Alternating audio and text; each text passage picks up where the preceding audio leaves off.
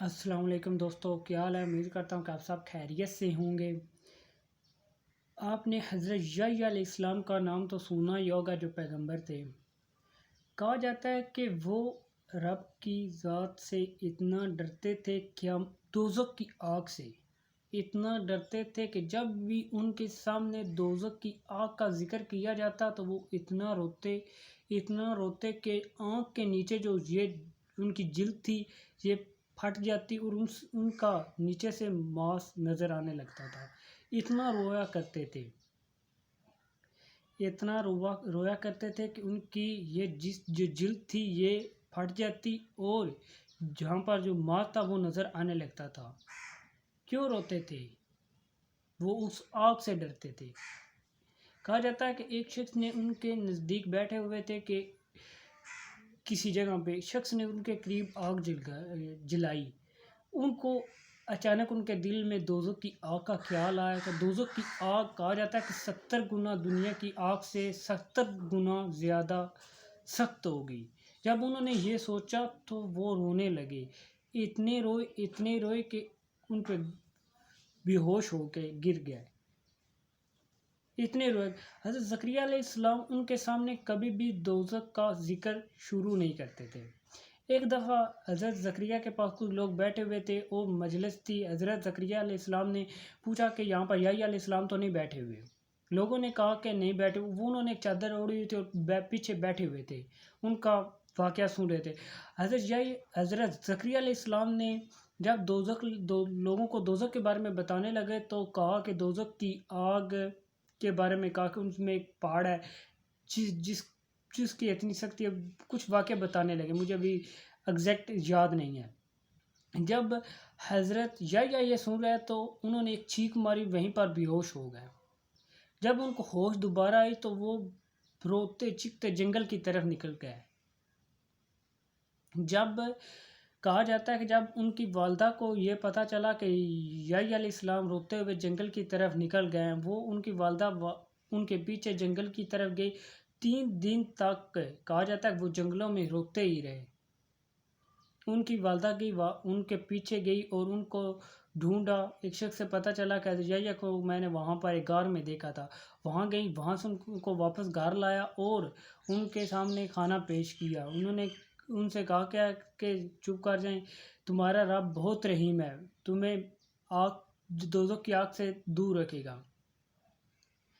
اگر پیغمبر اتنے رویا کرتے تھے دوزخ کی آگ سے، میرا یہ واقعہ بیان کرنے کا مقصد ہی یہ ہے کہ دوزخ کی آگ سے ہم آج کل کیوں نہیں ڈر رہے؟ کتنے گناہ کر رہے ہیں ہم دن میں؟ کبھی سوچا ہے؟ کبھی نہیں سوچا۔ ہم یہی کہتے ہیں کہ یہ دنیا ہے، بس مریں گے تو بعد میں دیکھی جائے گی جو کچھ ہوگا۔ ہمارے ذہن خیال میں موت کا لفظ ہی بھول چکے ہیں۔ ہم اس دنیا کی اتنی لذت ہمیں آ گئی ہے کہ ہم اس آخرت کو بھول چکے ہیں۔ بس یہی خیال ہے کہ ہمارے پاس پیسہ ہو، بنگلہ ہو، گاڑی ہو، اچھی شہرت ہو، بس یہی ہمیں چاہیے۔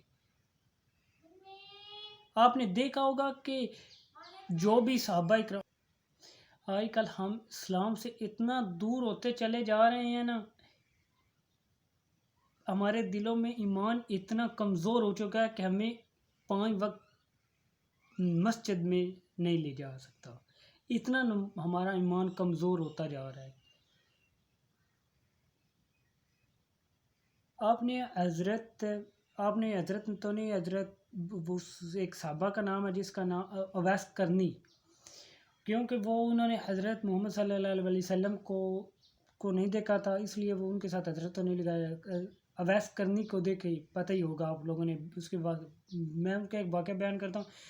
نبی کریم صلی اللہ علیہ وسلم نے حضرت عمر فاروق رضی اللہ تعالیٰ عنہ سے فرمایا تھا کہ ایک شخص آئے گا، اس سے اپنی مغفرت کی دعا کروانا۔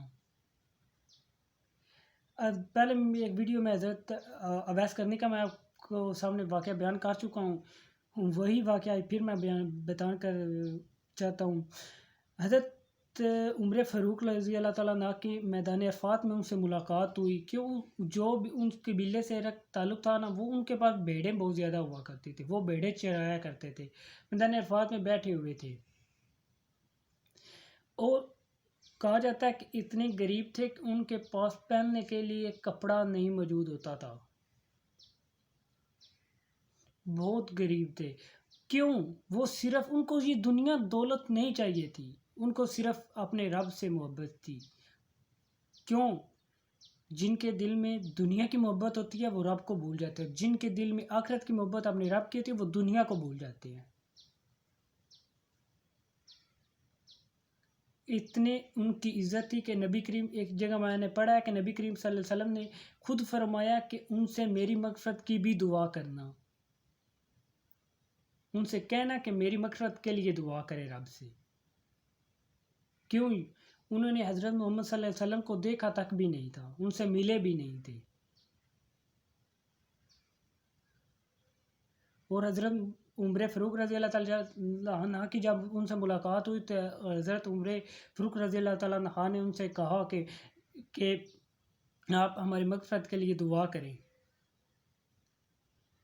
ان کے قبیلوں سے جب پوچھا گیا کہ اویس نام کا تمہارے قبیلے میں کوئی شخص ہے، انہوں نے کہا ہاں ہے ایک لڑکا جو اس حیثیت کے لائق نہیں کہ آپ اس کو یاد کر سکیں۔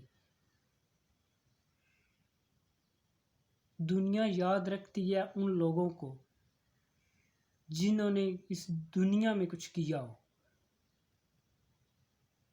آج بھی ان لوگوں کا نام ہے اس دنیا میں۔ آج کے لیے اتنا ہی، خدا حافظ۔